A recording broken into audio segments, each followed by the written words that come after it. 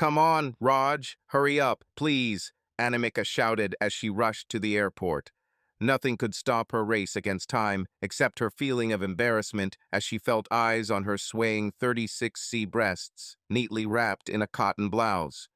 For most people around, it was a seductive and interesting sight, a mature, beautiful woman dragging a huge suitcase and rushing to the reception desk. As she reached the long line at the counter, her long black hair slipped from her shoulders and fell over her arched hips, curling around them. It was a spectacle for those around. Impressive, long black hair, curling and covering her dark belly, flowed over her rounded shoulders and reached her knees. The scene behind her was less exotic, but funny. A fat middle-aged man followed her, panting and carrying two more suitcases. "Run, Raj, please run faster," Anamika screamed again at the fat man who was her husband. "We will be late for the plane, please hurry up." Tamil wife Anamika Iyengar, 38, was desperate to catch that flight to Jamaica for the second honeymoon she had been planning for about a decade. She had been waiting for these holidays for a long time. It was really difficult for her to organize everything, finding money from their limited income, leaving the teenager with grandparents, getting a long vacation from work. The hardest part was convincing my lazy, grumpy husband to take a long holiday abroad. But she succeeded, and finally they decided to go to the Jamaican islands. She even had to overcome her great fear of flying, which always made her so unsure when the plane took off. Ironically, when the day came, they were stuck in Chennai traffic and arrived at the airport about half an hour late. Fate, however, has its own logic. Sometimes it even conspires against your dreams in order to give new dreams. Sometimes she favors passion. Her drive and passion paid off, and the flight was already delayed by an hour. Anamika stood in a long line at the reception counter, while her grumpy 50-year-old husband, Raj Iyengar, went to buy a newspaper. He was the kind of man who read newspapers with religious zeal, as if he knew that one day some headline would change the world to his liking. While waiting for her turn and her husband's return, she spent time watching the people standing in line with her. It was a habit she always liked to watch others. She looked at people, at the way they dressed, spoke, behaved, and reacted to small details and situations. Based on these observations, she drew conclusions about what these people might be like in other circumstances. In the next row, Anamika noticed a mature South Indian couple in their 50s, a little shabby, but dressed elegantly and expensively. Anamika suggested that they were wealthy tourists traveling abroad to enjoy the pleasant weather and perhaps reflect on their marriage. She noticed that the husband and wife were barely talking to each other. Perhaps their relationship has reached a point where it is very difficult to regain lost passion and love. Behind them was a younger Bengali couple, looking very excited and happy with their newfound love. Undoubtedly, the newlyweds were heading for their honeymoon. Anamika was a little jealous of them, having missed out on her honeymoon herself, but could imagine how the young couple would explore and discover each other. They will begin their married life with the peak of passion, which will gradually give way to routine and monotony of the relationship. Behind these lovers was a more diverse group. Two Indian girls who looked young but not innocent, and a tall, dark African man. He wasn't just black, he was blue-black, and his skin glistened in the light like a model of masculinity. Anamika couldn't figure out if they were the same company. Perhaps the young black man was trying to brighten up their anticipation with his flirting. The African looked about 25 years old, but was very courageous and self-confident. The girls were clearly trying to attract his attention. When their eyes met, Anamika found it difficult to break eye contact. His gaze was so magnetic, demanding and suggestive, as if his eyes were telling her, "Let's have sex." Eye contact was a sensitive issue. A quarter of a second of looking together was a subtle violation of marital agreements. Something very familiar to her, but she controlled herself and looked away to the side, where she saw Raj returning with the newspaper. His dark face was still before her eyes, like a memory, like an unknown dream. The young man noticed Anamika adjusting the hem of her sari on her round breasts and smiled, lowering his gaze to her oval navel, imagining a ring there. She was pure dark complexion and looked stunning in this multicolored sari that hugged her curvy body perfectly. To him, a woman's waistline was the best curve in her body. The deeper, the more deadly. Anamika was busty, with a thin waist and well-shaped hips. Everything was curvy around her oval navel. Deadlier than the bends of a stream and mesmerizing as a mountain road. People can forget their path just by looking at its curves or plunging into this flow. He silently took her turn. Anamika, meanwhile, began comparing their pairing with the other two. Of course, after 15 years of marriage, their relationship could not compare to the honeymoon of a young couple. Anamika found more in common with that mature couple who seemed to be regaining something in their relationship, something that might have been lost forever. Even Raj's attitude towards her reminded her of that old couple. Without love, strange, and without hope for the revival of lost passion. Basically, Anamika believed that this growing gap is natural after such a long time. She asked herself what the attitude would be if she could choose for her husband, and after a brief doubt, she rejected both couples' choices. Finally, after half an hour of waiting, they were able to check in their luggage and receive their boarding passes. At passport control, as they were about to leave, the clerk asked Raj about their mobile phone numbers. Raj didn't bother and said his and Anamika's phone number loudly, which irritated her. They sat in the waiting room, waiting to board. Raj immersed himself in the newspaper while Anamika, an avid watcher of faces, began studying the people around her. Anamika also had her own theories about sexual fantasies, which she kept secret from all but a few close friends. Anamika was of the opinion that if these fantasies are realized, all the charm of the impossible will disappear and soon this fantasy will become just another routine or even a regret. Therefore, she believed that it was often better to leave fantasies unfulfilled. Immersed in these thoughts, she was unexpectedly and unpleasantly interrupted by an announcement on the speakerphone. Dear passengers, the airport announces that flight IB 2427 to the Jamaican Islands has been delayed due to weather conditions. Please stay in touch for more information. I knew something bad was going to happen, Raj said, annoyed in his grumpy tone. These long trips are always tiring and boring. Pray, Raj, that the storm subsides and our plane takes off. Anamika objected. Why? Pray, Raj, that the storm subsides and our plane takes off. Anamika objected. Why can't you think positively? She knew that Raj had gone on vacation with half his heart because he had more important things to do in his dark office, but she hoped that he would entertain her at least a little for her pleasure. But he was as adamant in his refusal to have fun as a dead man.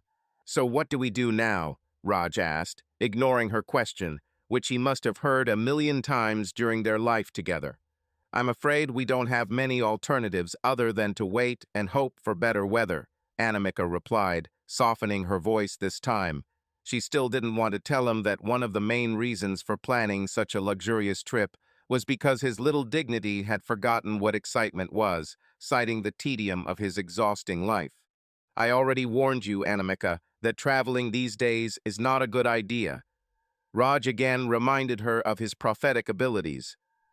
There's a storm forecast for next week and our trip is in jeopardy, but you still spend money. You know what, Raj? Anamika reacted a little annoyed at his answer. Sometimes even bad ideas are better than no ideas. Raj accepted her comment with a grin and plunged back into the newspaper. Anamika still wanted to say something else, but the beeping sound on her mobile phone distracted her attention. It was a text message from an unknown number, and when she opened it, she was surprised by the content. Looks like you're not doing very well. How about some quick games in the toilet? The SM said. Anamika blushed after reading this message and immediately looked up, trying to find the sender. After carefully examining the spacious airport lounge, her eyes met the smiling face of the same black man she had seen in line. Adonis, you bastard. Before she could react, her husband asked, Who is this? Anamika sighed with relief that Raj was completely immersed in the newspaper and did not notice her embarrassed look when she read the message. Nothing, one of those advertising mailings, you know. She avoided answering. Almost impulsively, she replied to the message, Back off, loser. After sending this message, she told her husband, "I'm going shopping. If you're leaving, let me know." After sending the SMS, she got up and, without looking at her husband or that black man, went to the duty-free store. Suddenly, Anamika felt very free, being alone for a while. There has been too much irritation in the last hour. First a delay, then her husband's reproaches, and finally, a small message she needed to put her thoughts in order. She needed a place or moment where no one could catch her daydreaming. No one will question her reasoning. Anamika went to the duty-free area, trying to find some perfume to cheer up Raj for the rest of the trip. However, she couldn't get the message out of her mind. She remembered Raj saying her phone number loudly in the queue so that the whole of Chennai could hear her number. She was somewhat impressed by the young man's sudden audacity. His brazen boldness made her think a little more about the incident. Of course, the black man noticed her, there was no doubt about it. When she looked up after receiving the message, he looked at her friendly. As she thought back to his chocolate face, she couldn't help but notice the age difference. She was 38 years old, although she still considered herself in good shape. Anyone who took one look at her round, firm breasts, her hourglass figure, and that amazing ass would hardly be able to resist wanting to try a piece of it. But she knew that her charm was fading, and that the hardness of her body would soon turn into the pulp of 40 years. At this border, the woman in Anamika knew that the collapse of her dark skin charms was just around the corner. That's why she felt strangely upset by the message. What did he expect that when she received the message, she would rush into his arms? Anamika did not understand the evolution of the concept of seduction in the digital age. Blind phone calls, blind chats, and internet profiles, correspondence, and sexting. All this did not correspond to her idea of seduction, which was built on fairly classical parameters, starting with visual encounters, then exchanging smiles and glances, then the glances strengthened mutual understanding, something more complex than a simple message on a mobile phone. Though she understood that these values, her classic values, were now obsolete in the era of fast entertainment, but she was not going to succumb to new temptations, even in her fantasies. Definitely not. To get all this out of her head, Anamika decided to buy perfume, or at least look for some for special occasions. After consulting with the saleswoman and trying several different ones, she finally chose the new Versace. It was a little pricey for her standards, but affordable. She convinced herself by thinking about her salary and how, despite the occasional delays and problems, they were going on vacation. The best way to start is to be a little generous and luxurious with each other.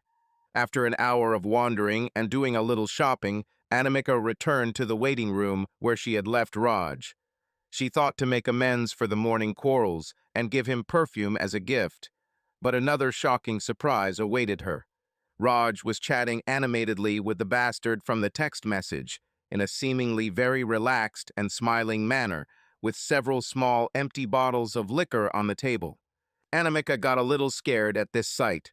For a moment she even thought about turning back and going back to the shops, but then she overcame her shyness and fear, deciding to confront the pervert face to face in front of Raj. She was a mature woman and had no intention of letting a charming guy take the lead. She approached them quietly, not allowing them to notice her approach, and when she was right behind them, she interrupted their conversation. "Wow, I thought the party started without me. What are you celebrating?" she asked her husband, pointing her eyes at his glass.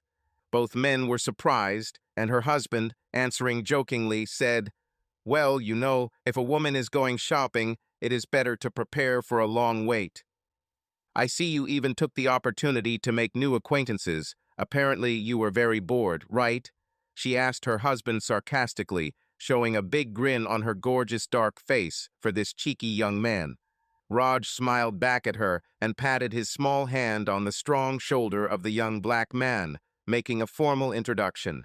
"Anamika, this is Malik. He is also flying to Jamaica." Then, looking at him, added, "Young man, meet my wife, Anamika." Before she could muster her strength, Malik stood up from his seat and extended his large palm to her for a handshake. Shaking hands in itself was not unusual, but in her Tamil tradition, it was definitely not the norm for women to shake hands with men. Anamika looked at his large palm, then at her husband. Raj was immersed in his newspaper again. It was rather un-Indian for a woman to shake hands with a stranger. She would reject his dark hand, but either her husband's inattention or the sex appeal of those long, thick fingers encouraged her to break cultural norms. Reluctantly, she entrusted her soft palm to his strong hand. His grip was full, warm, and authoritative. "Hey, boy," she greeted him in the joking manner of an elder. "Hi, Anamika," Malik replied with a goofy grin. "I think we already know each other, right?" he asked, holding her hand, tightening his grip, enjoying the feeling of a small victory. "No, I don't think so," Anamika countered, weakly trying to get her hand back. "I have a good memory for faces, and if I had met you before, I would definitely remember you." She answered confidently, but his impudence set off alarm bells in her head. "Nice to meet you, lady," Malik replied with a smile. "Let's have a good time together in exotic Jamaica. I have already found a great friend in your husband to share the joy with." "Ha ha ha," her husband Raj laughed. "It's true, Malik really is a friend. It's incredible how easy it is to make friends while waiting for a flight delay, ha ha ha," said Raj with his usual manner of laughter. Anamika noticed that it was not only his usual chatty laugh, but that Raj had already drunk a fair amount of the free imported wine. "Of course," Anamika replied with a smile. "It's easy to make friends with anyone with a couple of glasses of expensive wine. Isn't that right, Raj?" "Hey, Anamika, don't think badly of us," Malik intervened, addressing her by name. "The drinks are a courtesy of the airline to make our wait a little more enjoyable." "Would you like something to drink, dear?" Raj asked, finishing his third large glass. "No, thank you, no. I hope the delay will be short," Anamika replied, maintaining her usual tone, although her heart was actually beating faster now. She cursed Raj for not noticing the strong grip of this black beast on her hand. "If we can make the wait more enjoyable, don't hesitate to contact us, right, Raj?" Malik suggested, looking her straight in the eyes with a clear hint. His gaze was intense, burning, and so bright that she almost had to lower her eyes. But she didn't, pretending not to be impressed. Anamika tried to hold his gaze, but the intensity and depth of his desire and the frankness of his lust, all this was unbearable for her feminine endurance. Of course," Raj replied, turning his attention back to the newspaper. "Don't worry," Anamika replied. "My dear husband knows how accustomed I am to long waits." "Oh, that's not fair, Raj," Malik retorted. "You must be attentive to her wishes. When I have such a wife, she will pray for freedom." Raj caught the hidden message and rolled up the newspaper and looked at it. "Come on, Anamika, don't exaggerate. Malik told me that he flies this route often and thinks the wait may be longer." "Well, in this case, you need to relax, not be nervous, and prepare to wait," Anamika replied, and finally jerked her hand out of his grip. She did this to show her husband that the stranger had been holding her hand for so long right in front of him. Anamika felt Malik's intense gaze on her again and began to get a little worried. She thought she was becoming a little heavy, but also didn't want to make a scene in front of her husband, so she tried to change the subject. "So how do you find time to work, Malik?" she asked, pretending to be the eldest, sitting down next to her husband. "It's because of my job. I'm a travel consultant. I work for large hotel chains, and from time to time I have to visit them to instruct them on new techniques and advancements to guide them towards complete customer satisfaction." Malik said this last sentence in such a special tone that Anamika felt hurt again. "You know, Anamika," Raj said in a cheerful tone, "Malik has already given me some very interesting tips about affordable hotels, attractions, and things to do in Jamaica. He is a very informed young man, ha ha ha." Malik grinned at this conversation. The base was secured as Raj was clearly impressed with him, unlike his wife. However, for the crafty Malik, that text reply and then handshake were still very promising signs. In their thoughtful silence, Raj asked her, pointing to the package wrapped in duty-free, "So what did you buy, Anamika?" "Perfume," Malik interjected before she could answer. "I bet it's perfume." She frowned at him for his unsolicited guess, but deep in her heart, she felt like someone was playing the violin for making an accurate guess. She was a little reluctant to show it to him, because she had bought the perfume for herself and her husband, and she didn't want to show it to the little boy. Yes, it's perfume. Confirming this, Anamika felt a sudden wave of sadness come over her out of nowhere. She didn't know why, but for the first time in a long time, she felt like she wanted to cry from laughing. Perhaps she knew that this young man had outwitted her husband in the blink of an eye. Then, as if adding insult to injury, her curious husband asked her, "Let me see. Are they the same ones as always? Ha ha ha." "What does your wife smell like, Raj?" Malik asked, and Anamika noticed a sparkle in his joyful posture, hinting at the double meaning of his question. She knew that her husband would not be able to describe her smell, her aroma, but she eagerly awaited his answer. "I really don't know," Raj replied in a strange voice. "Honestly, almost all women smell the same, a mixture of onion and garlic, maybe. Ha ha ha." "Well, every type of woman has a certain type of smell," Malik countered, ignoring Raj's stupid laugh. "Let me guess what perfume you bought, Anamika." "I don't think you can guess," Anamika replied irritably, taking out her frustration at Raj's words on Malik.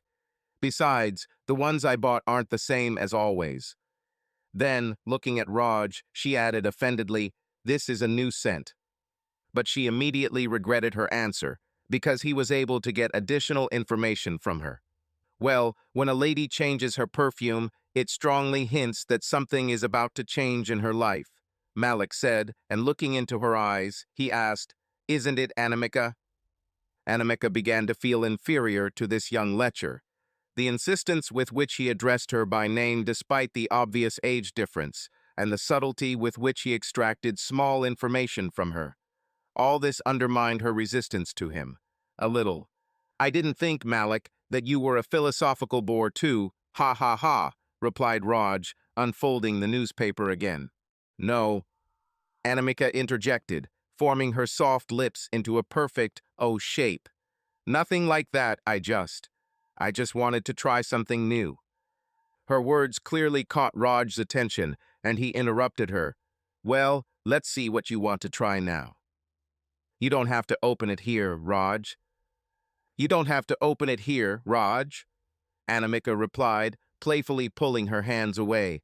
"You'll see it when you see it." "Come on, wife, open it now," Raj insisted, this time in a very unusual manner for him. He is usually inclined to let things go. Malik watched their little quarrel and smiled. He read her face and noticed that she kept him in her field of vision, albeit out of the corner of her eye, while she was talking to her husband. Anamika knew that Raj was drunk and a little annoyed in front of this stranger. She understood that this small quarrel could develop into another scandal if he did not see this perfume. "Okay, Raj, this is for us after all, but please open it yourself," Anamika said, making sure the black pervert didn't touch the perfume bottle. Before Raj could unwrap the box, Malik chimed in. "It's Versace, I'm telling you, Raj." Anamika couldn't help but smile and looked at Malik, as if trying to calm him down for being too smart. To Raj's surprise, it was indeed Versace as he pulled out the delicate bottle. "Wow, how did you guess, Malik?" Raj asked, laughing again. "Well, I somehow guess what women want," Malik replied, teasing Anamika with his gaze. "It's easier to imagine what a woman looking for a challenge would choose." Anamika blushed for the first time all evening, and probably for the first time this year when she heard Malik. That was actually the tagline for the perfume she bought, but Malik tied it so well to the situation. For Malik, her blush was confirmation that she was looking for some kind of challenge that she was not used to. Meanwhile, Raj took out a bottle of perfume from the packaging and sprayed it on his hand.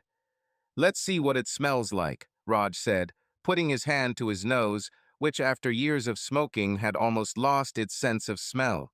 Malik shook his head in disagreement and commented, Raj, what are you doing, man? This is not a way to understand what perfume smells like." "Is it true?" Raj asked doubtfully. I actually smell it with my nose. Ha ha ha. Will you allow me? Malik asked. Although he spoke to Raj, he looked at Anamika, waiting for her permission. Sure, sure, go ahead, Raj replied to Anamika's irritation. Grabbing the enticing bottle of perfume in his large hand, Malik began telling them about his perfumery skills. Firstly, perfume creates a specific scent when it comes into contact with each person's skin, so it will smell different on Anamika's silky skin. Is it true? Raj asked with feigned curiosity. The same perfume. How so? Because perfume should not touch the skin directly, Malik replied politely. Wow, responded Raj, again patting the strong shoulder of that black man who seemed muscular and smart. You sound like a perfume expert. Or a silk expert, maybe, Malik replied, looking straight at Anamika's long, dark neck. Silk? Asked Raj, this time completely confused. I mean a silky woman's skin, Malik replied, and his lustful gaze slid from Anamika's long neck to her oval navel. She hastily covered her body as much as she could with the edge of her sari. In fact, she did not show off anything, but the density of the folds gave her shape expressiveness. But this charming brat was looking at my navel. She shuddered slightly at the new sensation around her navel. For the first time in her life, she wanted someone to kiss her navel. So where should you spray perfume if not on your skin? Asked Raj. Inside the bottle cap? Ha ha ha. Let me show you, Raj, Malik asked, looking at her, but again, stupidly, Raj gave his consent, saying, Yes, of course, I'm very interested in seeing. Malik then took Anamika's soft hand tightly in his and looked into her eyes with a feeling of victory. She shuddered at his touch and felt warmth spreading throughout her body. Malik smiled as he heard her inhale sharply. Anamika was less surprised by Malik's initiative, but was outraged by Raj for allowing the question to be asked. The black libertine began to undermine her defenses. She felt like a doll in Malik's hands and a puppet in Raj's hands. Part of her, however, was just as curious to see this perfume trick. Spraying a small amount of perfume into the air, Malik gently waved Anamika's hand in the air to let her skin absorb the floating perfume. Then, with a slight tug, he pushed her slightly towards her husband. Smell your wife now, Raj. Let's see if you feel this change, Malik said, bringing her wrist to Raj's nose. At the same time, Malik's other hand moved to her bare stomach. Wow, much better. Raj answered casually, filling his nose with the scent of her hand. At least it has some smell now. For the first time, he couldn't help but notice the stark contrast between Malik's dark fingers and Anamika's creamy, dark skin. The man in him felt a sensation in his lower abdomen. Lost feeling. The husband in him felt challenged. Anamika really felt left out of the game. An unfolding game in which she was the main character, but was unable to play any role. This feeling made her more irritated towards her husband, who agreed to this game. At the same time, she could not help but admire the brave young man who so easily, but so tactfully manipulated her husband. Malik still held her soft hand in his right hand and caressed her curved belly with his other hand. The heat emanating from the pores of his fingers was so electric that she instinctively clenched her knees. Gently, Malik brought her hand to his face as if he was going to kiss her, but he tilted it slightly, bringing his lips closer to her wrist. He inhaled deeply and noisily, filling his lungs with her scent. Anamika felt suddenly excited. Instinctively, she clenched her legs. At that moment, Malik pulled his knees towards hers, under the table. From above, he behaved so gently and decently, but under the table his lewd movements were very impudent and provocative. Your wife smells wonderful, Raj. Anamika heard Malik complimenting her scent in front of her husband. If I were here alone, I would not hesitate to make an indecent proposal. But you're not alone, you're a prankster, a very prankster, Raj laughed. Anamika, I already told you, Malik is a very funny guy. I am sure he will find a good girl to marry. Anamika smiled and did not dare to open her mouth, knowing how her voice would sound broken just like her will now. This was a new situation in her many years of marriage, and she had no idea how to react. 10 minutes ago, she came here. Noxia is a gift for her husband and is dissatisfied with this depraved black young man. And now this same pervert was holding her tender wrist to his thick, burning lips, and under the table their knees were touching. What was worse was she losing the ability to figure out how to end this situation decently. You are so lucky, Raj. Malik suddenly praised her husband, who, it seemed, did not deserve any praise at all in this situation. You are so lucky, Raj, that your loving wife gave you such an exquisite piece of jewelry. Decoration. Ha ha ha, Raj laughed again. Malik, I think this new scent has confused you too. Anamika bought perfume, not jewelry. You know Anamika.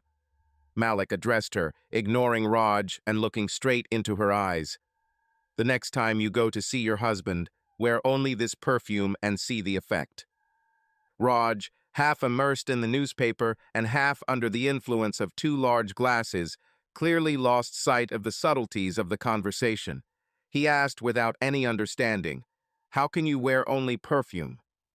Anamika felt her face turn red and the redness spread to her ears. The young lecher Malik told her how she should wear perfume when she goes to bed with Raj. She couldn't help but imagine herself naked, spraying perfume in the air and plunging into this mixture, dressed in this aroma, in this emulsion of dissolved perfume. It all seemed very, very sexy. At the same time, she felt naked in front of Malik. Somehow she freed her hand, but his strong grip left obvious marks on her wrist and forearm. Then Malik raised his arms, stretching them out to their full length, as if shaking off the fatigue from sitting. She admired his appearance. The square jaw, muscular shoulders, shapely biceps, and broad chest that was hugged by the t-shirt were almost more than she could handle. She felt herself blush again. When her gaze accidentally dropped lower, she noticed that the t-shirt ended just above Malik's groin, and his incredible package stood out very noticeably there. She quickly looked up so Malik wouldn't notice that she was looking at him again. "So where do you find time to work, Malik?" Raj asked, looking at his bulging biceps and thick neck that looked like they were about to burst. "Looks like you spend all day working those muscles," Raj said, turning his gaze to Anamika, and there was a slight envy in his voice. This encouraged her, and she sighed. "I don't like those artificial muscles," Raj added with a grin, and her smile deepened. Malik smiled, and Anamika noticed a slight hint of blush in that smile. Quite inappropriate for his confident appearance, but it was so sensual to watch this manly bull's embarrassment. "Husbands don't like it," Malik replied. "Most loving husbands don't like these muscles, but I still exercise. Being athletic has its benefits, Raj." He looked at Anamika, and the expression on her face quickly changed from curiosity to a strange look. "Sour grapes," Anamika muttered, turning away from both men. "Ha ha ha, but husbands really enjoy drinking this fine wine," said Raj, standing up from his seat with an empty glass in his hand. "I'll go have another glass, after all, it's on the airline. Ha ha ha." And then he asked his wife, "Do you want anything, Anamika?" When Anamika heard him, she began to have a panic attack, not so much because her husband continued to drink, but because he was leaving her alone with Malik. Anamika knew that her willpower had already begun to weaken, as did her legs. She didn't want to go through this trance under any circumstances, so she quickly replied, "Raj, don't you think you've had enough to drink already? We have to fly soon, and I don't know how you'll react on the plane." "Come on, honey," Raj replied. "We don't know how much longer we'll wait, and I'm already feeling disappointed. Just let me kill the boredom with wine." "Of course, Raj," Malik said. "You will never again get such a great chance to drink the most expensive wine in the world, and it's free." Anamika felt like she was being pushed into a corner. Her husband and Malik put her in a hopeless situation. Under no circumstances did she want to be alone with Malik, but she also didn't want to drink. She came up with an idea to at least buy some time. "Okay, Malik," Anamika said. "Since you insist so much, could you find something for me?" "Of course not," Malik replied helpfully. "It will be a real pleasure. What would you like to drink? Something soft or something stronger right away?" Some soft drink, please, Anamika replied with a sigh. Her hand was finally free from his grip, but she could feel the obvious imprints of his fingers on her light brown skin. Malik, and you, Raj? Raj, I'll continue with the same. Malik, okay, I'll be back soon. Anamika nodded, and as Malik turned to go to the bar, she couldn't help but admire his thin and well-defined hips. But if only you weren't so sexy, Malik, she thought. He's a very smart young man, Raj said. I'm glad we found company, otherwise this wait would have sucked the life out of me. Anamika looked at her husband sternly and could not help but express her anger at the whole situation and this dark performance that, in her opinion, led to this. Raj, I'm very angry with you. I don't think you're behaving correctly. Since we arrived, all you've done is blame me for the trip, get drunk, and hook up with strangers. Does this seem like a good way to start your vacation? She asked in a quiet but angry voice. I think you're wrong again, Anamika, Raj replied, a little annoyed. We're not doing anything wrong, we're just killing time, and it's not just about Malik. You seem to have a problem with everyone who smiles at me. Anamika looked at him very angrily. She realized that Raj was speaking under the influence of alcohol, and besides, she did not want and could not answer what she thought about Malik. When she thought about it, his sexy hips came to her mind.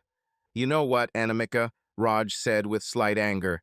That's why I didn't want to go on vacation with you. It's impossible to bear your behavior like you're a teacher. After saying this, he left her angry. Oh God, poor Raj, Anamika said as she stood up from her seat in this face-bombing situation. She knew she had to find a way out. She needed to calm down. She cursed herself for falling for his game, which she did not want to play. She knew it was a carnal game in which she had much to lose and little to gain. The funny thing was that she started off very well, responded to the message appropriately, and did not fall for his sexy handshake. However, since then things have spiraled out of her control, partly due to Rad's sheer stupidity lady, partly because of Malik's chocolate charm and intelligence. She felt like she was giving up capitulating, and she didn't want it, she couldn't afford it. In her thoughts, Anamika began to wander around the airport, trying to avoid Malik's dark charm, but he was still in her head. She lived with Raj for a long time and almost without sex, but remained faithful to her marital ties. However, in one dark corner of her mind, she weaved a secret garden of carnal fantasies. Fantasies of being seduced, fantasies of being taken by surprise, fantasies of being destroyed in some public place, and a few more fantasies. She had a theory about sexual fantasies that she disagreed with her friends about. She always believed that every person in life has 2 or 3 sexual fantasies which come and go, can be mixed with each other, appear with more or less intensity, but in the end, they are always the same. Her friends believed differently, that fantasies can change throughout life, and that there can be an infinite number of them. She also disagreed with her friends about the quality and meaning of these fantasies. Her fantasies were amorphous, intangible. However, her friends were more materialistic, so to speak, just good thighs on a man. Until today, Anamika considered these fantasies a little childish and somewhat empty, but Malik's hips made her change her mind. Now she felt that men's thighs could also be a sexual fantasy. Anamika hated this situation because she was a woman who liked to maintain control over her desires and decisions. Her sexual fantasies were like blueprints that were just the beginning of something really useful, but now she realized that all these situations that she processed as rough drafts could lead her somewhere. If you put all the pieces of the puzzle of her fantasies together, you get the situation she is in now in a more or less public place, a semi-acquaintance making lewd proposals, good thighs. But no, she couldn't agree to it. She couldn't afford to compromise her dignity, her values, and her devotion to Raju. Lost in these thoughts, Anamika heard a new message arrive on her mobile phone and shuddered, thinking about its content. What if he suggests meeting in the toilet again? She took out her phone and opened the message, ready for anything, but the content of the message completely confused her. You will soon ask me to have sex with you in front of your useless husband. In one moment, her attraction and sympathy for this charming dark beast gave way to pure anger and indignation. This bastard, this pig is humiliating me and my husband. I won't let him touch a single hair on me, Anamika decided. When she returned to the lounge, Anamika heard the announcement of their flight departure. And this good news washed away all her anger, disappointment, and this black Adonis from her thoughts. In her absence, Raj continued to drink. She noticed a couple more empty bottles on the table, and knowing him, Anamika understood that his behavior could be unpredictable. In contrast, Malik seemed calm and fresh. Wow, finally the queen is back. We were already thinking of leaving without you, Raj greeted her with his sarcastic remarks. Anamika, recognizing his tone and convinced of her fears, refused to enter into another quarrel. Okay, then let's go, honey, she said, easing the tension and picking up her purse. Yes, let's go, Malik, replied Raj. Let's go to the departure hall.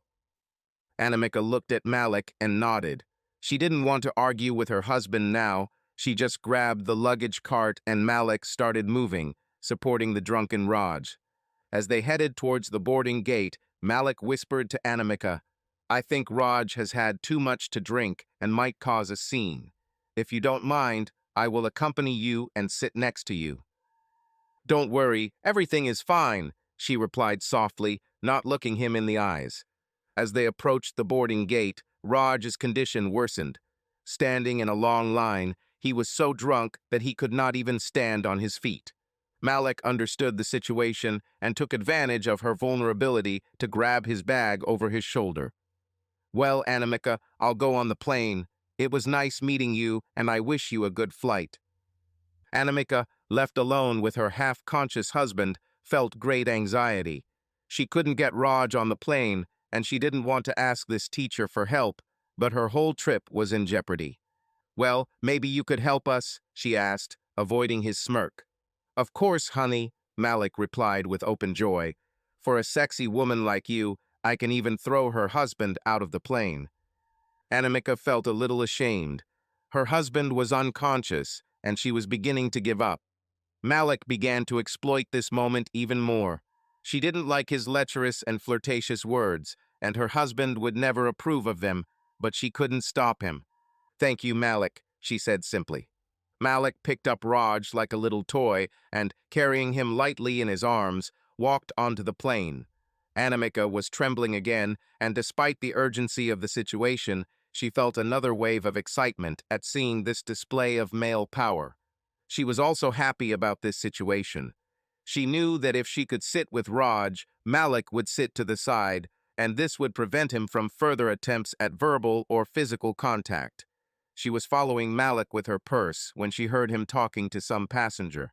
Excuse me, sir, my wife and I met an old friend, and while we were waiting, he had a little too much of the free wine. We're feeling a little responsible. Could you trade places with him? Said Malik. Anamika was surprised by Malik's trick, but could not object. The passenger kindly agreed and Malik thanked him.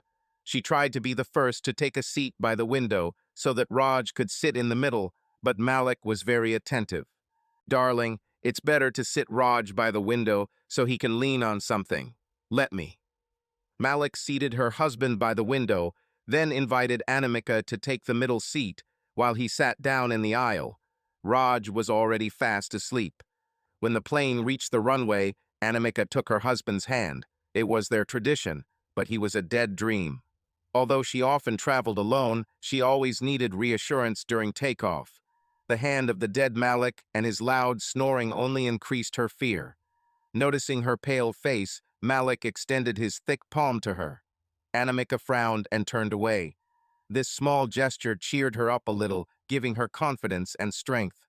With her newfound confidence, she began to feel a little safer, but as the plane began to accelerate, she felt a sense of foreboding again. Her cheeks turned pale and her hands became cold. Closing her eyes, she began reciting religious mantras for flight safety in her Tamil language. As it took off, the plane vibrated a little, and involuntarily she took Malik's hand tightly. A few minutes later, when she looked back, the plane was flying smoothly, and she was holding his hand in both of hers. Anamika blushed again. Biting her lower lip, she looked at Malik, and he smiled at her. You're already on the clouds with me, he whispered, breathing warmth onto her burning cheeks. Thank you, Malik, she whispered, but can I have my hands back, please? Relax, baby, we're already in the air, nothing will happen. Just try to enjoy the flight. Malik smiled and, to her slight surprise, let go of her hands. Then they heard another announcement from the cockpit. Dear passengers, due to delays and weather conditions, we are unable to offer adequate lighting on the aircraft. We apologize for the inconvenience and our technicians are doing their best to rectify the situation. Anamika heard the announcement and her typical smile appeared on her face. Nothing went as she had dreamed about her trip. She looked at Raj, and he was a dead dream. Don't worry, Anamika. Nothing will happen that you don't want to happen during this journey, Malik said. Again, his goodwill and politeness, his pretty smile, all this made her reconsider her original opinion. Anamika thought that after all, she was in a public place full of people and Malik would not be able to force her to do anything against her will. He also helped her carry her husband because Raj had become dead weight, and without his help, she would not have been able to board the plane. Maybe I misjudged him. Maybe he's completely different. Maybe he wasn't the one who sent that message. Maybe it was all a misunderstanding on her part. Maybe he was not trying to seduce her, but sincerely wanted to help Raju with the perfume. Maybe Malik is simply a good person. Gentleman, perhaps. Maybe. Anamika was rewriting a completely new script in her mind, personalizing him exactly as she would want this stranger to be. Thank you very much for your help. I don't know what I would have done without you. Thank you, Malik. Anamika finally tried to make up for her rudeness. You don't need to thank me. As I said earlier, I would do anything for you. You are an incredibly vibrant woman who deserves an unforgettable trip and vacation, Malik replied. Again, Anamika heard the cultured Malik, a young black man who almost made her lose control, a young black man who almost made her give in to temptation, and a young black man who she began to succumb to his gentle roughness. The plane was almost dark, with only a few panel lights making the surroundings more exotic. In the dim light, she looked at his chocolate face again, and his dimpled smile made him even more attractive. She felt her face turn red because of what had just happened, and she also felt the excitement bubbling through her body. Their eyes were locked, as if they were both trying to follow their desires, as if they were close to something, but did not dare to break through. Listen, Malik, she spoke, gathering the remnants of her bashful courage. I'm a married woman and not that kind of woman, so please stop if you're trying to flirt with me. You exactly, he responded enthusiastically and took her beautiful face in his large hands. You're exactly that type of woman, Anamika. You're absolutely stunning, full of life and sexy as hell, with fiery hair and eyes like thunder. For the last 2 hours, you've been making me feel like I'm going to explode with just one kiss from you. Oh, Malik, Anamika whispered his name. No one had ever praised her like this in her life. She was partly touched and partly bribed by these words. She liked what she heard. She wanted to believe him, no matter whether he flattered her. It doesn't matter how many other women he seduced with those words. She felt ready to become such a woman. She smiled at him, a gentle and soft smile like a breeze. Your lips are so juicy, baby. I love your bottom lip. It looks so damn juicy, he said, touching her bottom lip with his thick finger. She felt every beat of his heart against her chest. She caught the flash of his eyes, dark and beautiful and incredibly full of emotion, and then his hands grabbed her narrow waist, pulling her even closer as he wrapped his arms around her hips over her Indian sari. Their lips touched. Anamika tried to keep her eyes open to remain rational. But the warmth of his proximity, the musky smell, it was all so pleasant that in the end she had no choice but to immerse herself in the pleasure of his touch. Her eyes began to close, and she soaked in the sweetness of his touch.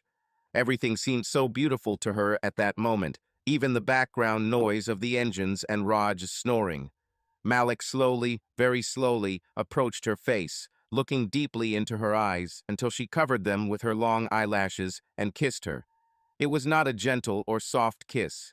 Anamika was surprised at first, although she wanted it and wanted it badly. His boldness surprised her, and although she was a little hesitant, she just gave in to his lips and enjoyed returning the kiss with her own soft kisses. She had not been kissed for so long, with such passion and thirst. This was not Raj's caring kiss, but Malik's lustful gluttony. She literally had to push him away to catch her breath. As their bodies separated, Malik asked, "Did you like it?" Anamika didn't know what to answer. Of course she liked it, but at the same time she was in a very vulnerable position. She looked at her husband who was sleeping next to her, and knowing him, she knew that he would be in this state for a long time. However, it was all still reckless. They were on a plane, and the flight would last 3 hours.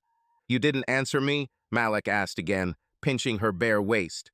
"Listen, Malik, you are a very sweet and charming young man," she answered with a blush, "but I am a married woman and my husband." Anamika fell silent, but the sensual manner in which she spoke, and then fell silent shyly, showed that she was already falling in love with him. Her words were only formal resistance. "What you're saying doesn't answer my question," Malik replied. "Circumstances are one thing, and my question is quite another."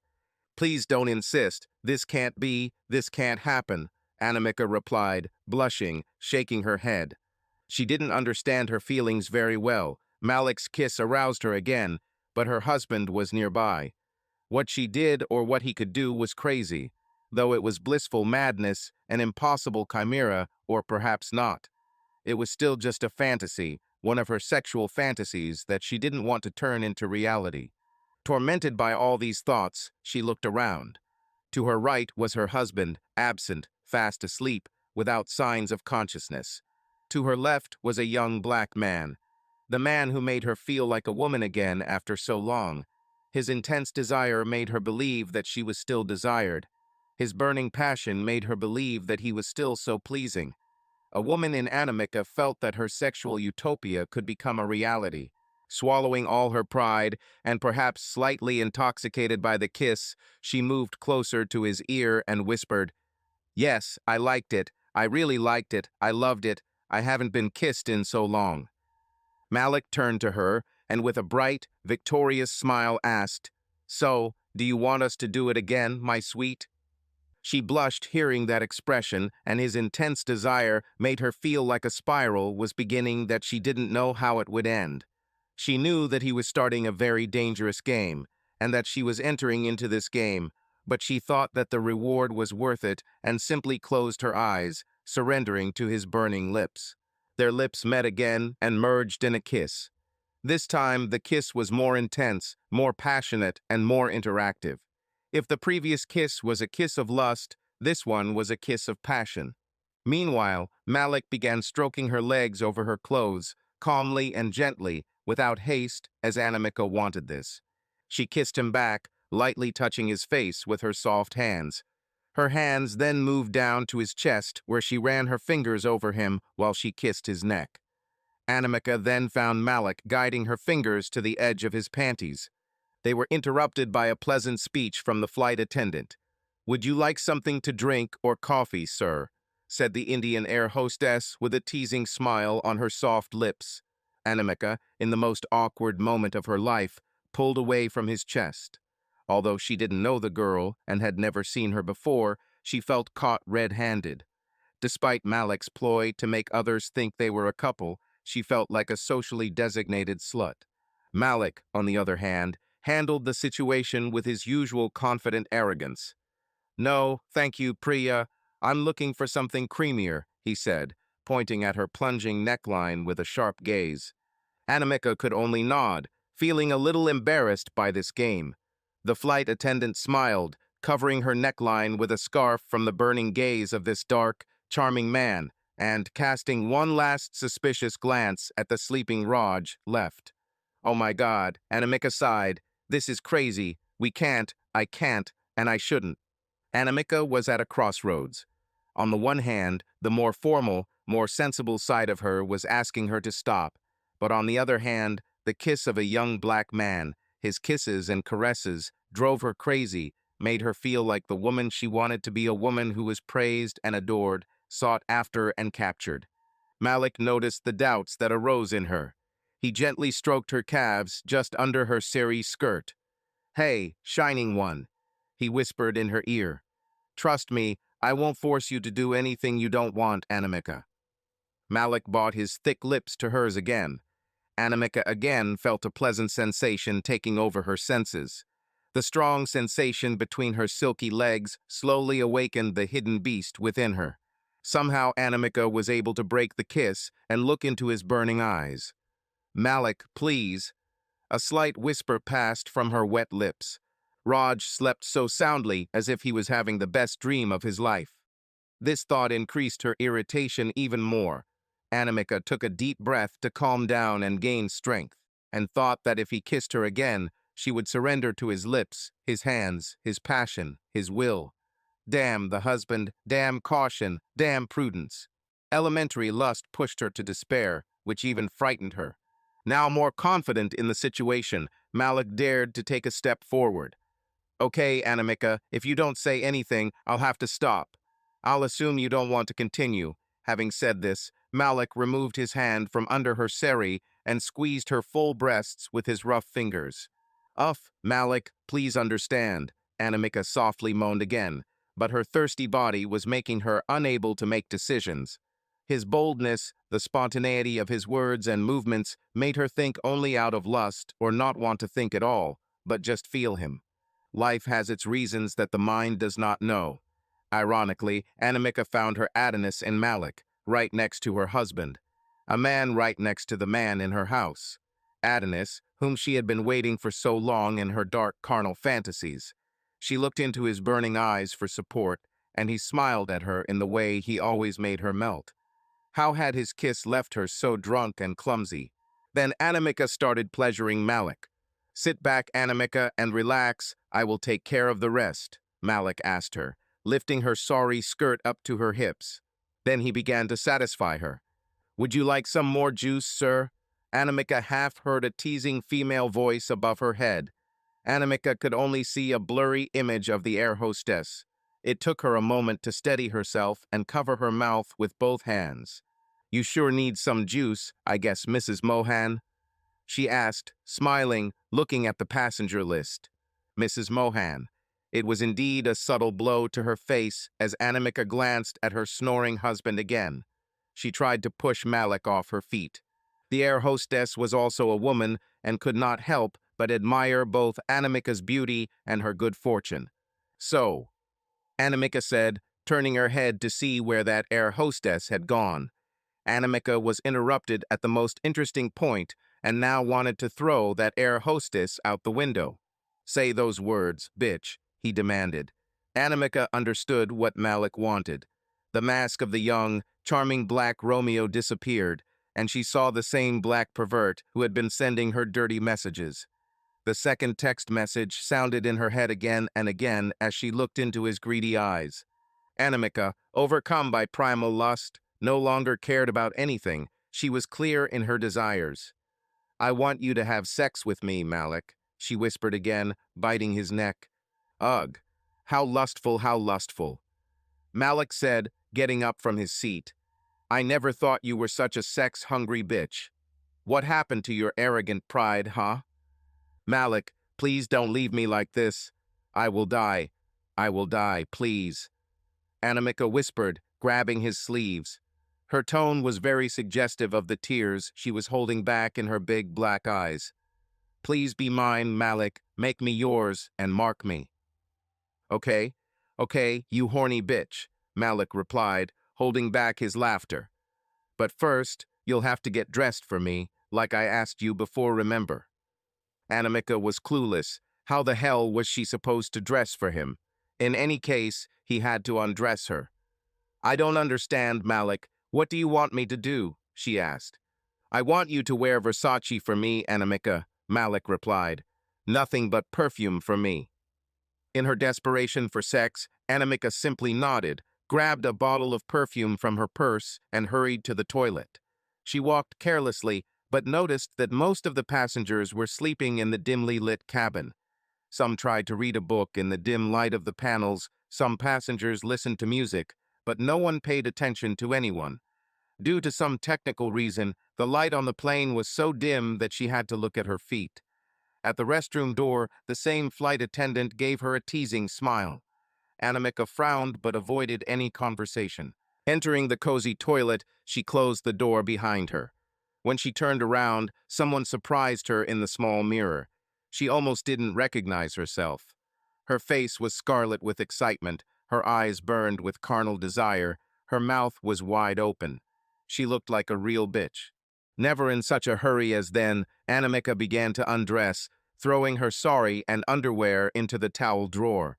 And she stood there completely naked, excited to wear this costume of perfume. Grabbing a small bottle from her purse, she sprayed a lot of it into the air until a small, dull haze of scent floated in the air. She sprayed more perfume into the air and twirled around as if dancing in the perfume. Wave of spirits pause, another wave, pause, wave, pause, wave. The waves became heavier, the pauses became shorter, until it became wave after wave.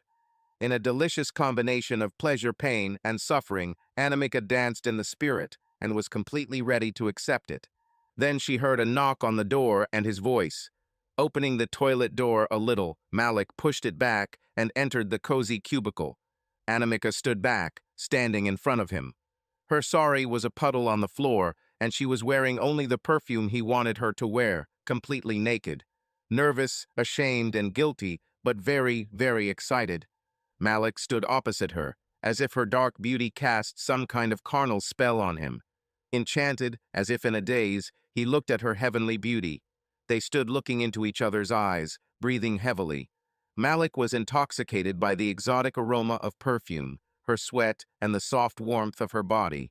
Her mane was tied up in a messy bun, but when she shook her head, biting her bottom lip, her hair cascaded in a shining wave over her shoulders and down to her knees. This rippling curtain did not hide her breasts, which pushed them out like living beings.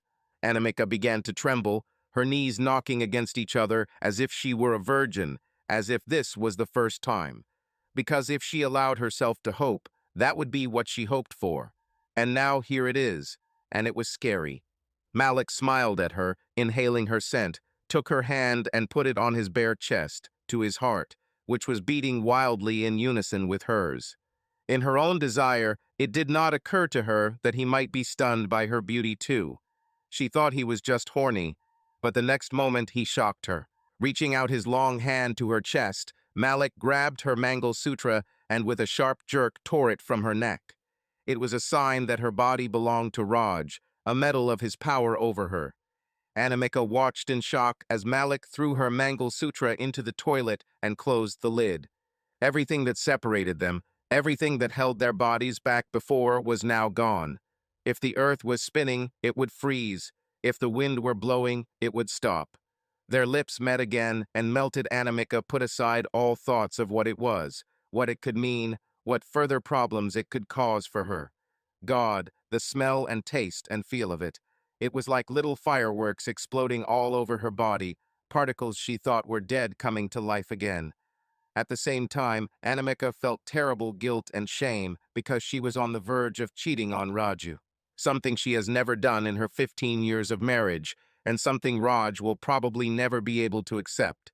Raj's face flashed in her thoughts, making her even sadder suddenly. Despite all the marital problems, they both got through it in their marriage. Raj kept a roof over her head, took care of her with the resources he had. Raj was not a hero, and she was not that fictional cow, but the most important part of her life, a part of her.